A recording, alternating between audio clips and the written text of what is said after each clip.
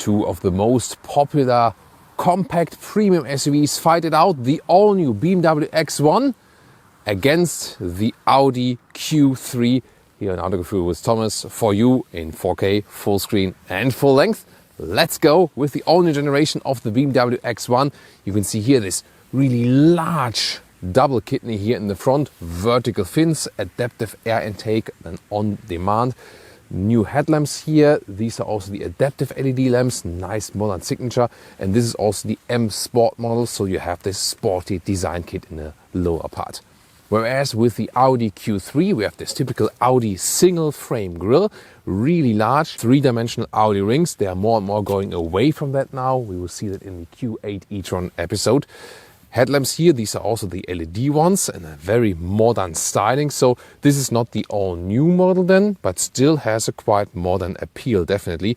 This is, by the way, Navara blue. This color here, rather darker blue, but also very beautiful. Whereas we have a little bit brighter one. You could maybe move it also in the blue direction or maybe gray or something in between. Here it is called at the BMW Storm Bay Metallic. Turning indicators in the front, I think both cool, right? Here with a segmented look in the Audi and here also with the two spans here. I think both cool, isn't it? Which one do you like better? Side comparison, the length 4 meters 50 or 177 inches for the BMW X1 and the Q3 almost the same. It's just about 2 centimeters difference, so more or less the same length, very same segment. Here we have 18-inch wheels for the BMW X1, winter tires. Of course, there would be bigger ones available. Overall for both vehicles, from 17 to 20 inch are available. The Q3 here has 19 inch for the day, so in that respect it looks a little bit cooler, of course. Both are available with adaptive suspension, that's an option. And the main design difference is actually here, that the Audi Q3 has a little bit more dynamic stance in the way that the C-pillar is standing here upright, whereas with the BMW X1 it more looks, in the traditional shape. Then of course with both vehicles there are this SUV coupe versions available. It's the BMW X2 for the X1 here. In the new generation there will also be soon a video here on Autogefühl if you stay subscribed. And for the Q3 it's the Q3 Sportback. We also have a separate video of that one on our channel. And as for the electric vehicle versions, there's the all-new BMW iX1. There's also a review of that on Autogefühl. And here with the Q3, the corresponding model would be the Q4 e-tron. Interesting is that that's a totally different platform for the Audi, but the same platform for the BMWs. Different technology approaches right there. And as for the all-wheel drive system, both platforms are front-wheel driven platforms. So that means when it's an all-wheel drive, like we have here today with both vehicles, it's front plus rear on demand. The question then in the driving part is, how much front wheel bias is there? Or is it not that significant? Is there a big difference between the vehicles? This will be super interesting in the driving part later on. Car designs are becoming more alike. Well, here in this case, I think it's good that they do differentiate, whereas we have with the Audi Q3 here, this flatter design here of the rear windshield, although this is the SUV and not the Sportback version here. And then this like textile tail lamp signature. Contrasting lower part, this one by the way here, the advanced trim level. The S-Line would be the very corresponding trim level to the M Sport, but it's always hard to get 100% comparable vehicles. This is the best we could get for you. And then here in the rear of the X1, new generation, three-dimensional tail lamp design, and here a more, upright design actually. So I think it's good that they differentiate in that way. And then the M Sport adds this black contrast here in the lower part. And what about the Autogefühl fake exhaust police? The AFAP alert. Well, with the X1, no problem at all. Very clean and honest design. But the Q3 sets it all the way in for fake exhausts. And the turning indicator comparison? Yeah, definitely won by the Audi. Just more beautiful integration here. Here with the BMW, I don't get it. It's such a beautiful three-dimensional tail lamp design here. Then this turning indicator on the inside. Moving towards the interior, key fobs first. Here the BMW one looks more modern. The Q3 really has this super old school key fob, but well, doesn't always have disadvantage with something is old school, but the BMW one looks cool and is also lighter indeed. Then the BMW here first, flush door handles, you can see they're integrated. And then They open like this, still give you good feedback, and door closing sound is not the best we've heard, honestly. Then interior here, this is an option, the Sensatec cover here, a high-grade leather red. Inside looks great, great build quality, softer touch than even for your elbow. And then this is also the M Sport model, as I said, that is connected to the interior. And we also have these sportier seats right here. They standardly come, by the way, with Alcantara on the inside, leather red outside. Even in the US, Alcantara is now available. And these here are the full Sensatec, full leather red seats here with perforation. Looks great, great material quality, soft seat cushion as well, also in the lower part. So great offerings they have there. Base fabric seats would also be available, but this one, of course, then would be the seat for the US especially. But I mean, when you're in the US and can finally also get some Alcantara seats, why not try them? Because so far manufacturers said, yeah, you know, our US customers, they don't want Alcantara because it's, hey, US customers are spilling drinks all over the place all the time, then they need to clean the seats and wipe them. Why not offer Alcantara for the customer? I'm sure there are a lot of US customers who are very diligent with their vehicles, like you, because that's the reason also you're here on the channel. We are all car enthusiasts. So Alcantara for the US, finally, that's a great idea. Then seating position, super comfortable indeed, very soft, great quality, nice seating position, all SUV you need. Here we have a manual control of the steering wheel, up and down, in and out. So yeah, that's making a very, very good impression. It will get a little bit tough for the Q3 today, what the X1 is doing in this new generation here. Interior overview here with the BMW X1, new generation, really revolutionary change in this new generation. Screen is one curved unit and then split into 10.25 and 10.7. Beautiful integration also of the ambient lighting underneath the screen and also here towards then the other door and so on. So cool ambient lighting feature, definitely. Zoom more details to the infotainment. Well, the climate unit is here inside, no separate climate unit. That is one difference also to the Q3 for sure. You get used to it a little bit, definitely. It stays in the same area at least. Air vents are here then, and the steering wheel also with real buttons, so that's easy to control here, for example, also for the volume. Cool design of the steering wheel, isn't it? And here in the lower part, this is also very interesting. The smartphone has like a seat belt here to fix it against the inductive charging pad. It's a great idea. The only thing is now with the new iPhones, sometimes it does activate then the Apple Pay system, and then there's the credit card appearing in the smartphone by the seatbelt holder. Okay. And then what's interesting here behind, there are like some openings and they suck away hot air from the inductive charging heat. That is a cool feature for sure. Infotainment system has this main menu, and yeah, that's kind of information overload. And then this main menu, so the OS8 here has become more complicated, definitely. The car internal GPS also works, is actually very well usable indeed. Other than that, you rather go to the Apple CarPlay menu, and the integration of the CarPlay and the Android Auto, it's more stable now. Wireless connection, so far before that it was sometimes, lacking the connection. Sometimes it does happen that when you play music, it sometimes stops for a second, but seldom and not as much as before. And here the optional Harman Kardon sound system is awesome. It's really superb. It delivers a great, true, in-depth surround sound. I really love that. So OS8, more complicated, but more reliable and quicker, so it has pros and cons indeed. On a live vehicle view, there you see consumption figures, and this is here with a lot of city consumption, and also in winter times. This is the rather high figure. It can also be as low as 7 liters or 100 kilometers. Digital instruments, like a screensaver, but then I turn on the vehicle, looks like this, and you can pick different modes then for that. Here, either change the content where something is appearing. I rather prefer this setting with the digital speed in the middle actually, and then you can also change the whole layout, for example to this or to this. This would be my favorite one here, and then you can see RPMs turn up. And the cool thing is here, when you're in the Apple CarPlay in the BMW OS8, here when you have Apple Maps, you can also send it to the left side of the instruments. That's an exclusive feature. With Android Auto, it would also work then with the Google Maps. And here in the new X1, we also have a nice head-up display. cup holders are sadly not adaptive, so bottles fly all over the place. And then here, 2 USB-C chargers. Here on this flying middle console, this is the My Mode selector where you can pick the driving modes. Good that we still have a normal volume jog. Really nice to have that. And this integrated shifting lever here, forward for reverse, this for D or the S shifting mode, soon more about that. Then start stop engine button here, and when you press this button, then you fold up this armrest. There's some space underneath indeed, and this whole concept of the flying middle console, because here underneath you can see we have more space here, a lot of space actually, and the whole design concept taken from the big EV SUV, the BMW iX. As for the rear seating area here, instead of the doors, is hardback, but a nice structure at least, and also great design from the Harman Kardon sound system is an option.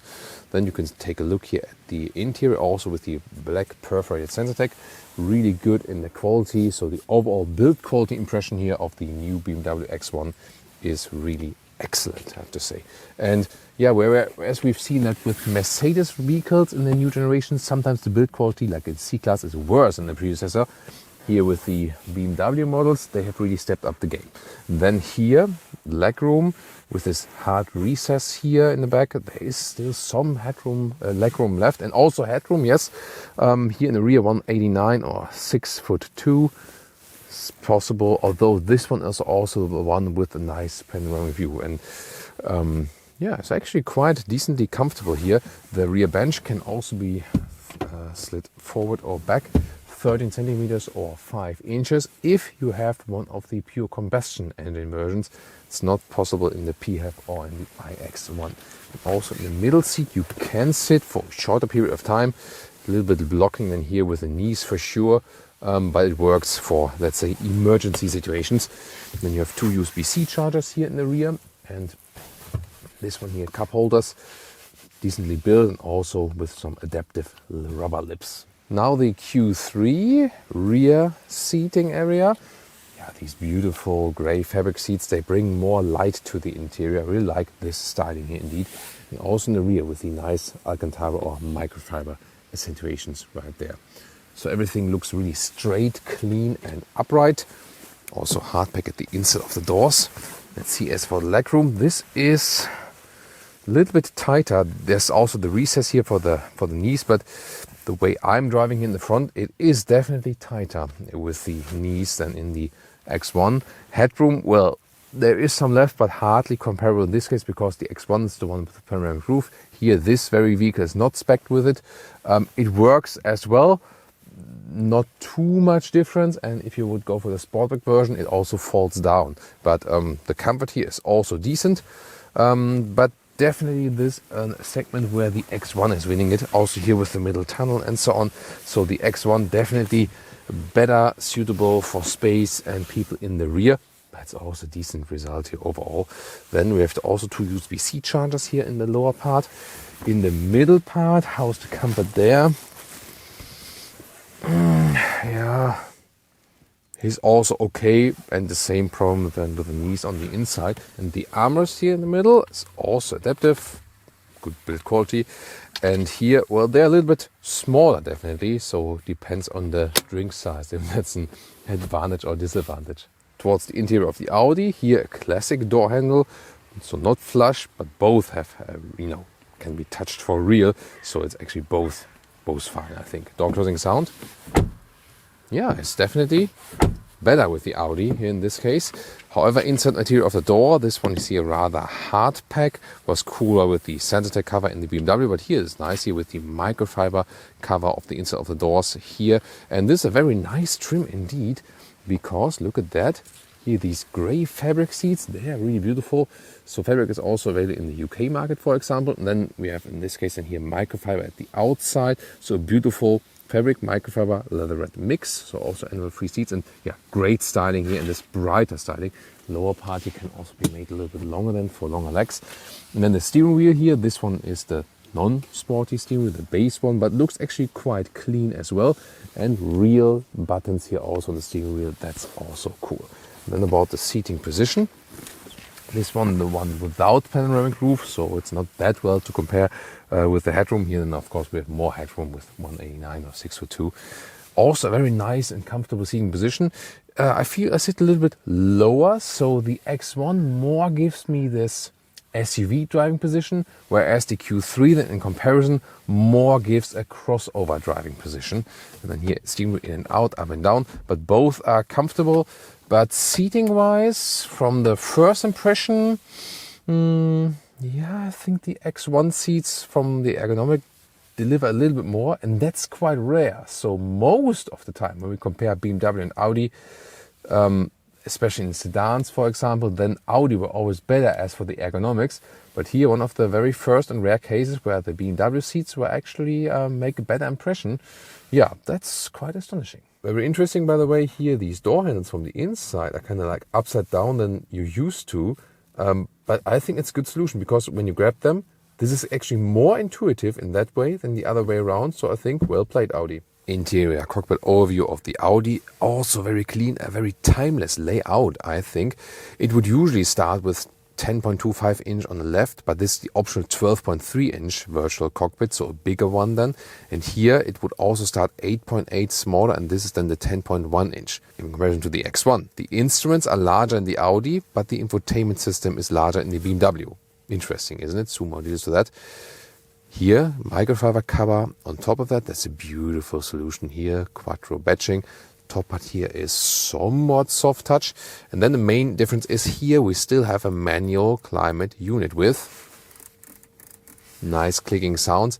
This is what I do prefer. So that is one key element in the interior that is better with the Audi, I think. Also manual volume knob.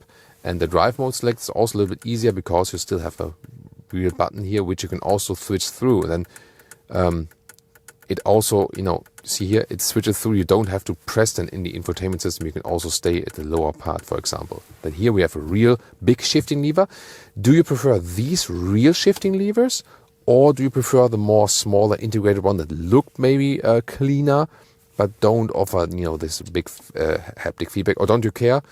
Please tell me your comments about that. And then we have here cup holders. They are also adaptive. This is really nice, and you know that in the X1 they were not adaptive, so the cup holder solution is better in the Audi. And this armrest here is properly attached with some space underneath, but the BMW offers more interior space in the middle console because of that flying concept. And you also have two USB-C charger in the front, and this is here also the inductive charging pad without vents and without a seat belt. Oh, and the automatic handbrake here is not standard. It's like a blindfold button. Really? Infotainment system, I think it's quite easily done. So look at that. It's a good view here with this app view. You know what you get. Car menu here, for example. You can also go to the drive select here for the driving modes, but you can also route it from below as I've shown to you. Then the car internal GPS. This is, by the way, Google satellite view, but it's not Google Maps. So not to confuse it with that, actually.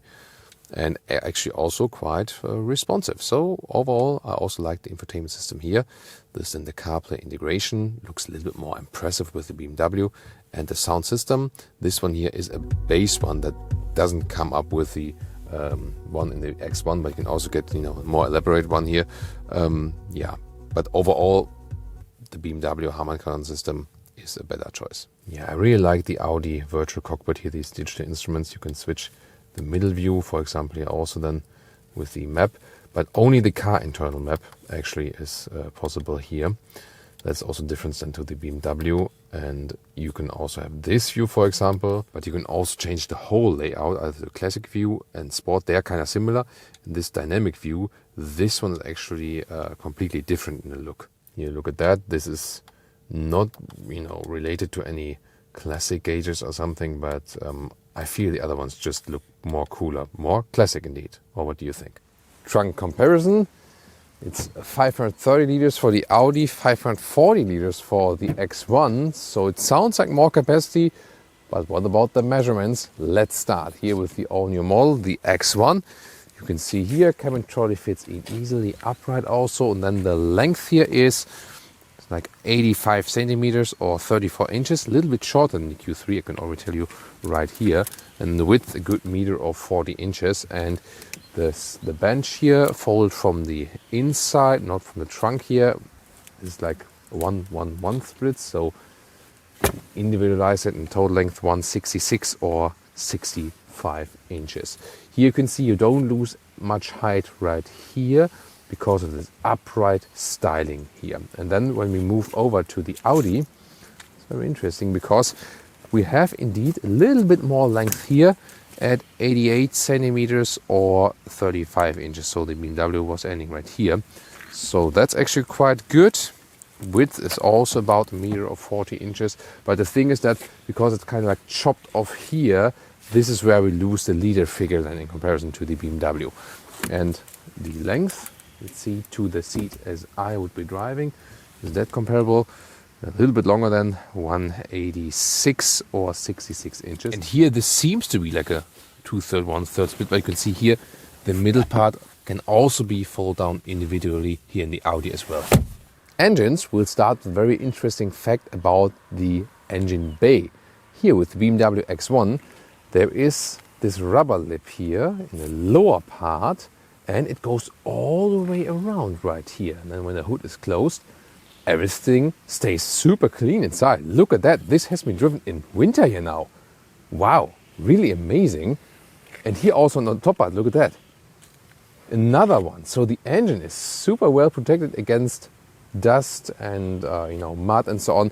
And we really had an effort cleaning this engine bay of the Audi because there's nothing, like this there. Just here at the top part. This one, and then here you can have this lip here, but it's a smaller one, and then the sides here stay open, and that is actually causing then more mud and everything in the engine bay. Yeah, curious fact, definitely. As for the engine lineup, 2-liter diesel for both 4-cylinder and then 1.5 or 2-liter petrol engines, whereas the 1.5 is a 3-cylinder with the BMW. It's also a 4-cylinder here with the Audi. And the comparable engines for today are the 2-liter 4-cylinder petrol engines, the 40 TFSI for the Q3, and the 23i for the X1 would be the 28i in the US with a little bit higher horsepower tune and about 6 seconds in the acceleration figure. But here the 23i and also the 40 TFSI, both around 7 seconds in the acceleration figure. Let's drive them. Welcome to Thomas's Comparison Driving Lounge. BMW X1 versus Audi Q3. We're starting with the X1 23i, would be the 28i in the US, then with a higher horsepower tune. 7 seconds is the official acceleration figure for this one, approximately 7 seconds. We put to the Sport Dynamic mode and also to the S shifting mode. Sport here setup. We do rolling start from 40 kilometers an hour. Let's go.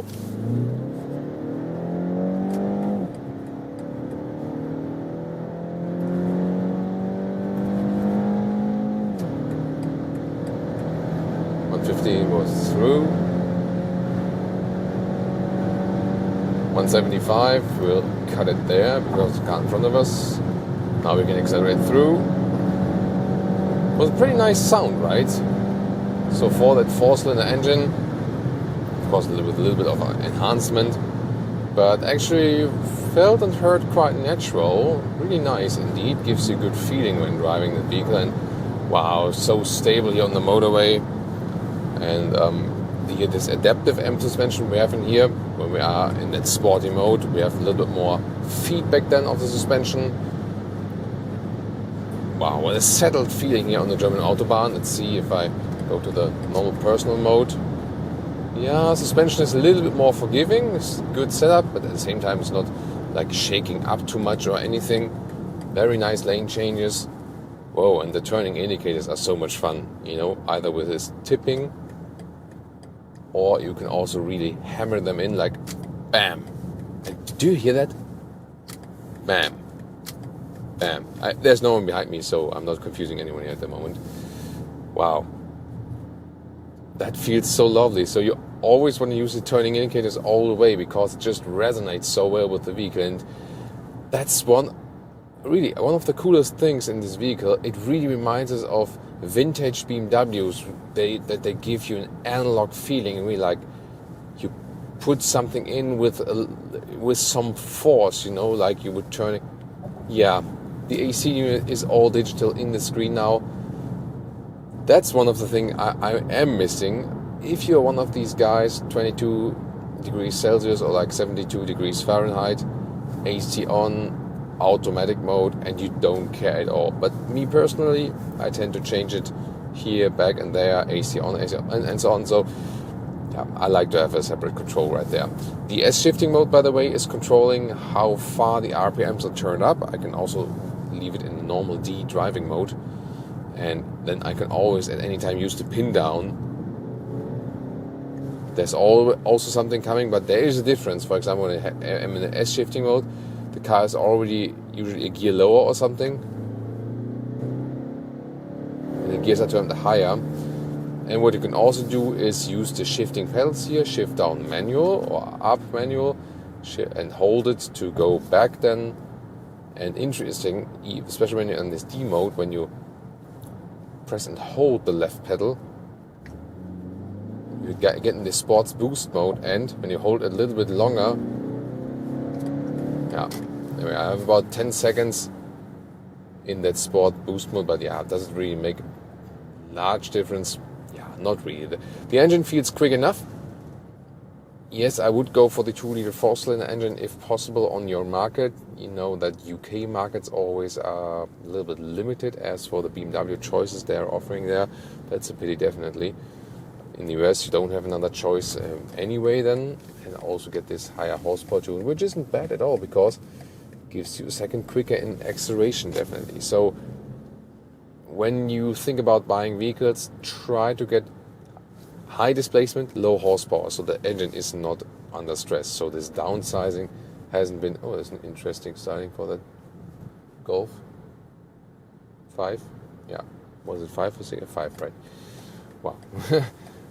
Yeah, that was an interesting first motorway sequence. The second one is to follow right now.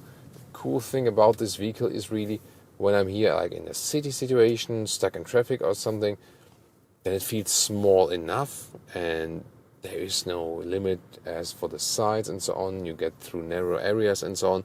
But at the same time, it also feels at home on the German Autobahn, on the motorway. This is the thing about the BMW X1. It can do everything. It is a good compromise of everything, actually. It has a very, right-sized approach. Steering wheel, by the way, you know that from recent BMW steering feelings, I expect that it would be a little bit more natural. It's not bad at all or something. It also feels sporty and crisp in a way, but not that naturally progressive, So here at lower speeds, it's actually quite okay. Let's see also if there is a difference in the driving mode. That's the personal mode, Once again, the sport mode. Should be. Now people behind me are starting to wonder if I'm drunk. A little bit of difference, but not too much as I would expect, actually. And to me, the thing is, like, the faster we drive, then this area here gets a little bit dead. So this is already where I can say that the Audi is doing a better job, because they have a very good natural feeling progressive input for their steerings. That's what Audi can do best, actually. Suspension-wise, the adaptive M suspension is doing a great job. 18-inch winter tires on, so they are also giving me a softer experience. And yeah, it's a very, very good suspension, definitely. And it gives you, once again, both sportiness and also comfort. And here the ambient lighting for such a rather small vehicle segment, compact to premium SUVs, lovely ambient lighting. You can see that here in the tunnel. That is indeed awesome. And you don't always have to go in the dynamic mode. It also takes time to switch. For example, you can just use the S shifting mode. So when I accelerate out, then I also have good acceleration. See it here, and 150 already. And I think that is rather the use case, because these personal modes, especially because you have to switch them in the screen, then activate it with the button and switch them in the screen. A little bit too complicated to do it while driving, I think. So rather use the S shifting mode when you want a little bit more boost, or stay in a normal D driving mode and then use the shifting pedals yourself or something. So that would also be an approach. Noise insulation also good here, so reasonable noise insulation at higher speeds. And I'm really astonished how settled and planted this vehicle feels here on the road, even at higher speeds. It gives you so much confidence and control. It's just a lovely ride. Absolutely right size here also for this M steering wheel. It's a great driving experience, and yeah, I can tell you it will be tough for the Audi. Here in this new generation, they refined this car even more, and although it's a front-wheel driven platform, you don't feel much front-wheel bias. That was also another important point I wanted to make. Even though in the acceleration, this one here being the X-Drive version, then you have front plus rear drive on demand. There are also in Europe, for example, versions available without the X-Drive. And it's actually not too bad. Of course, a rear-wheel driven BMW is always something really special and emotional, and giving the agility out of the corners. However, here the advantage is it's a rather light platform, and that means that it has good dynamic handling in the corners. Not necessarily when accelerating out, but just like here, for example, now 9 degrees right turn, it just feels lovely. And when I accelerate out, yeah, with this X-Drive here, it's getting quite spontaneous power also to the rear axle, and there's not a notable front wheel bias or something. I think that's something they managed very well. This is also something I'm really looking forward if this is different than any Audi, because there the compact platform follows the same principle and also basically has front wheel bias, but do we feel that a little bit more in the Audi?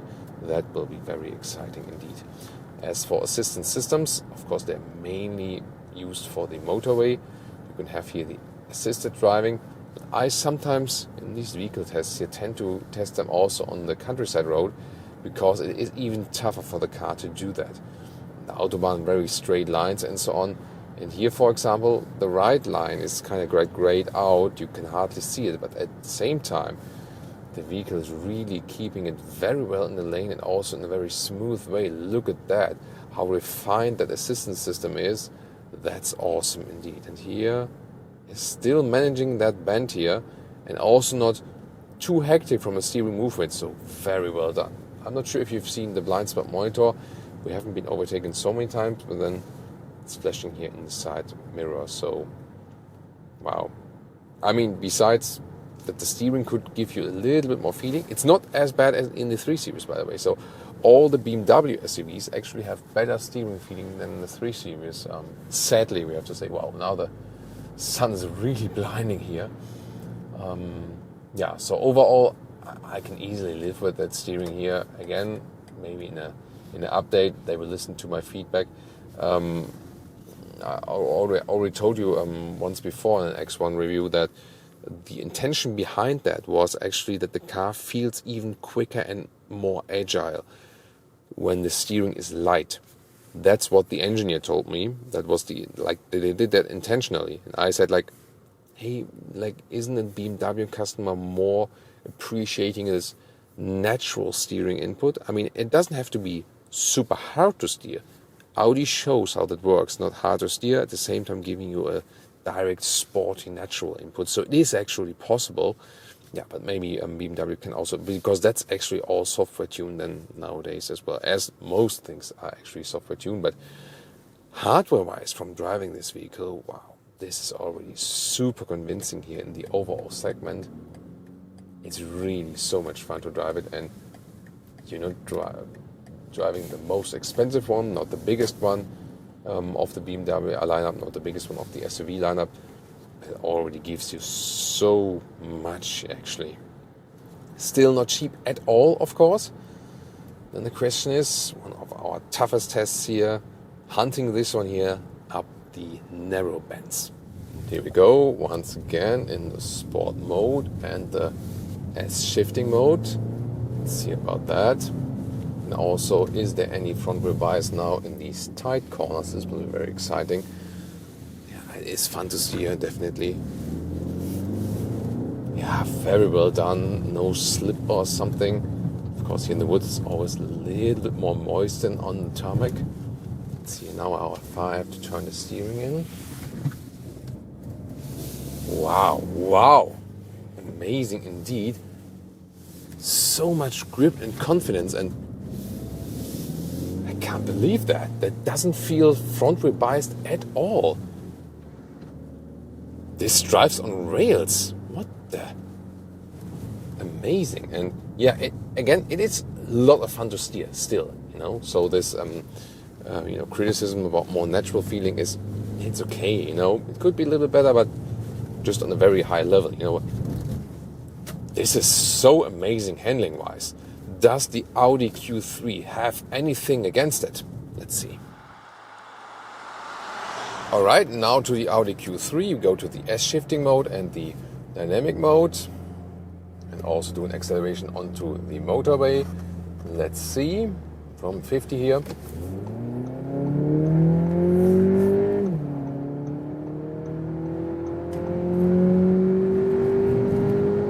It's 130. 150. 170. It's a little bit slower actually. It also feels a little bit slower, but it feels slower than it actually is.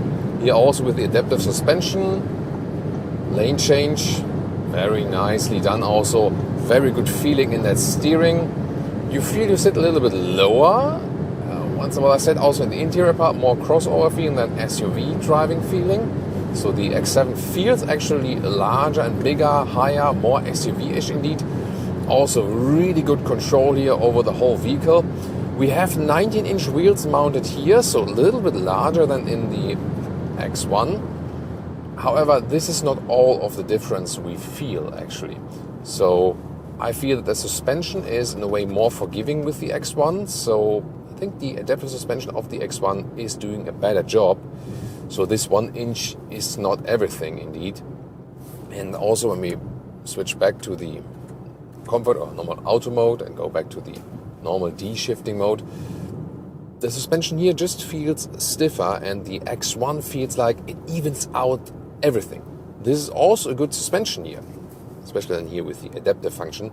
Yes, however, the X1 suspension just feels so superb that in comparison to the X1, the Audi Q3 suspension feels somewhat weak, but that's just in direct comparison. If you compare this one here to maybe some other non-premium vehicles, or in general saying like, hey, this is a great drive. It drives very, very well, yes. But the X1 now in a direct comparison is so well done as for the driving characteristics, especially suspension. Wow, I'm impressed indeed. That's really superb. Oh, nicely quattro illumination there. Here when we're in the tunnel here now, and I can very well see the climate unit. Yeah, that's the thing. Controlling the AC unit while driving is just better in the Audi. The engine here, by the way, just felt a little bit more annoyed when pushing it. The X1 was more sovereign, more relaxed, and also when you're just doing like this pin down, sound-wise, the X1 just feels more pleasing. This engine here, it just always feels like, do you really have to do it with me? And the X1 engine is like, yeah, sure, you can do that, no problem. Although they are not so different in power. Yes, the BMW has a little bit more horsepower, but then again, the acceleration figures also don't differ that much. It's the same displacement figure, same cylinder count, and so on. So yeah, the BMW engine just seems better tuned and overall better as for the setup and also as for the transmission. S-tronic here, dual clutch transmission with the Audi, and it feels sometimes, once again, in comparison to the BMW, a little bit too hectic, I would say. There again, the BMW just feels more refined, and this is really something here, you know, when I'm in an Audi Q3 in this compact SUV, premium compact SUV segment, and I say that another vehicle feels way more refined. That is an astonishing finding here, indeed. So the Audi Q3 has always been one of my favorite vehicles here in this segment, definitely. And for example, also because of the steering input. That's actually the best, and it's also better than in the X1.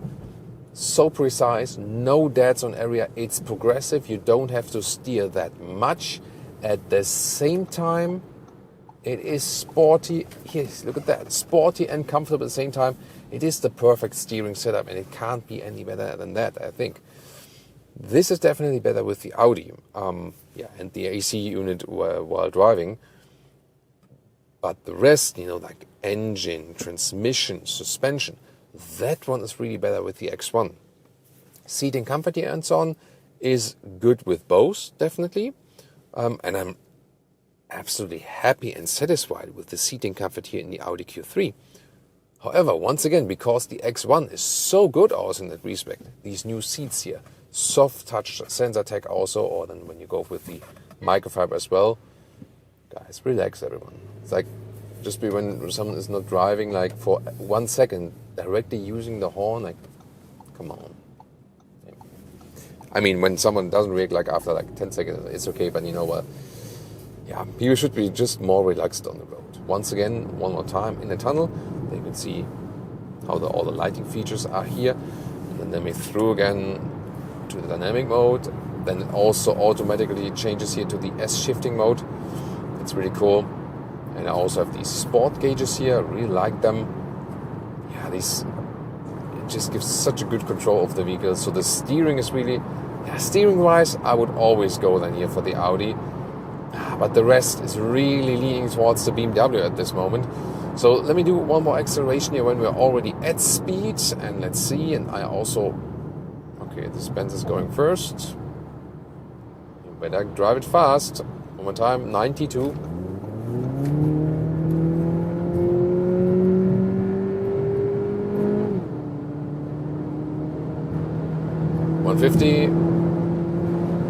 Nicely in this corner here. 170, that's enough for now.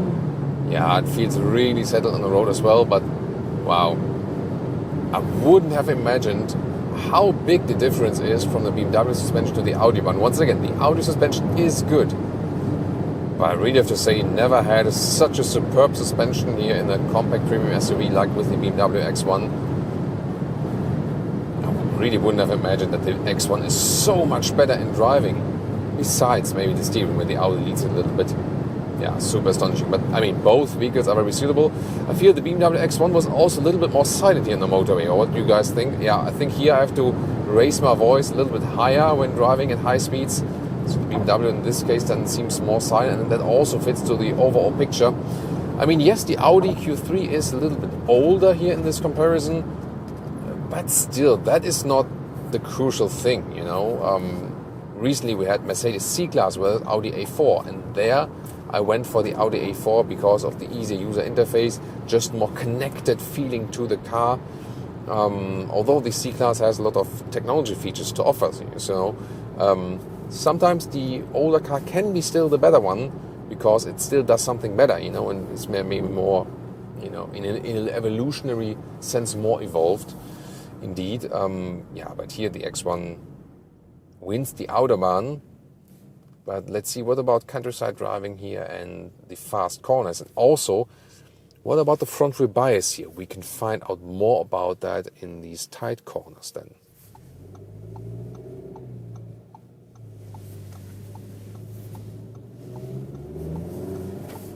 Yeah, you see what I mean? It's like this.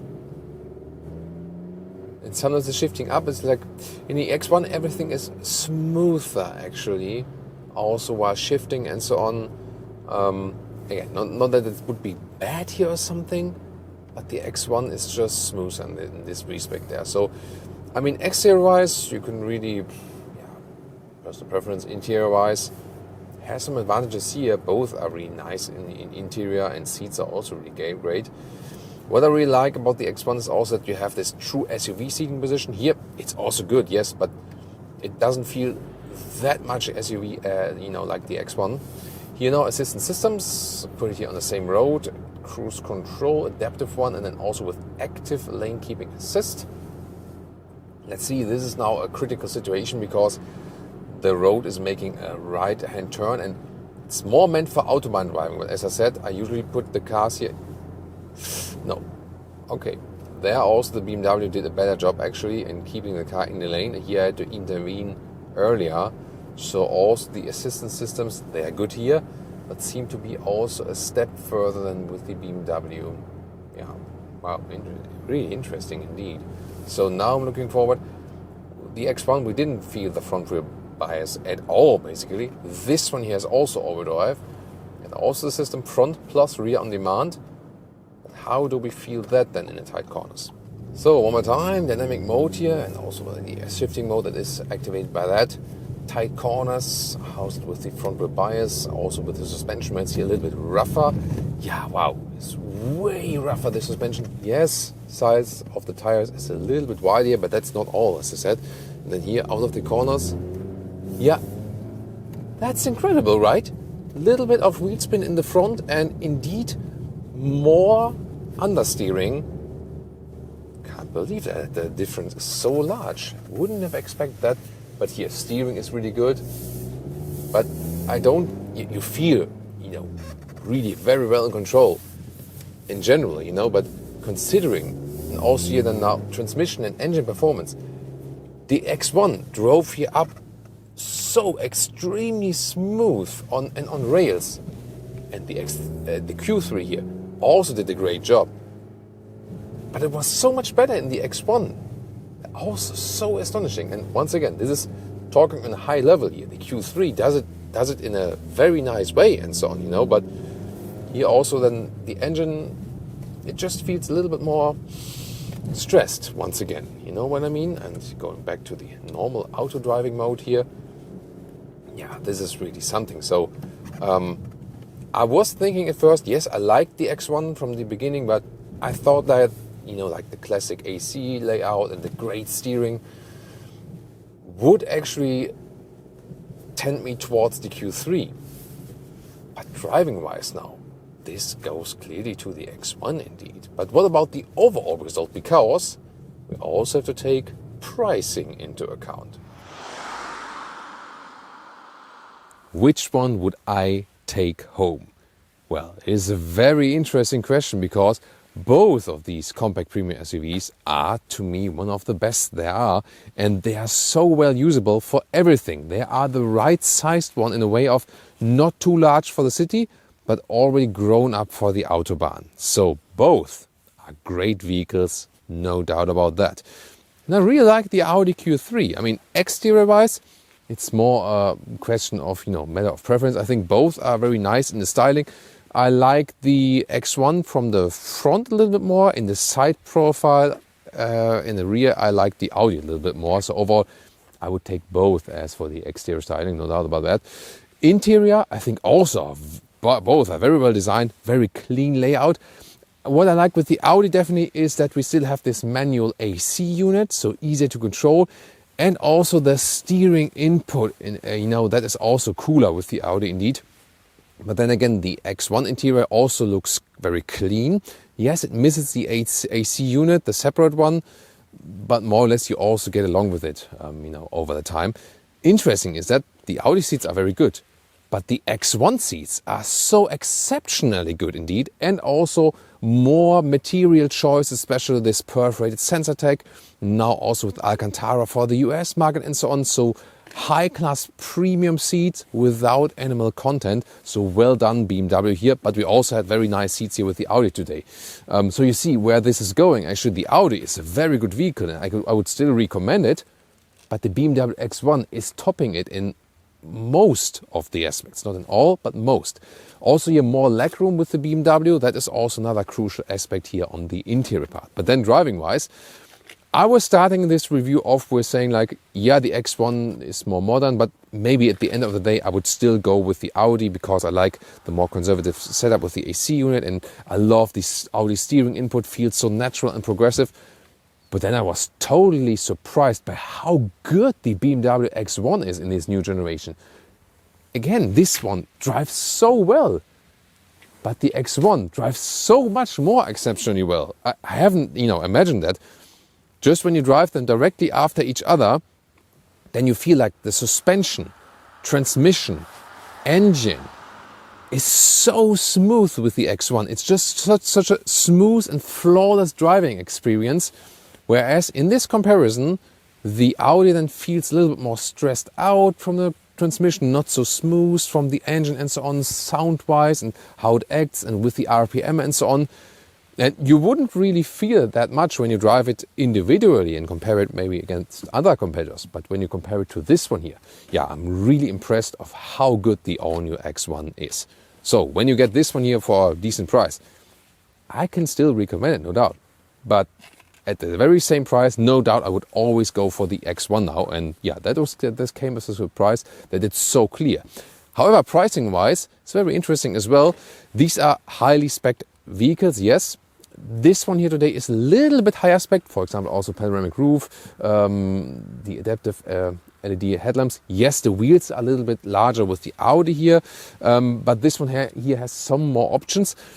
But then again, the Audi is a little bit less expensive, and the very vehicle spec here, 59,000 euros for the Audi Q3 40 TSI Advanced, and here 66,000 for the BMW X1 23i M Sport.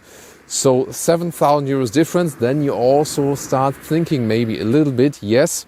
So it always also depends on the individual trim and also the individual offer you get at your dealer.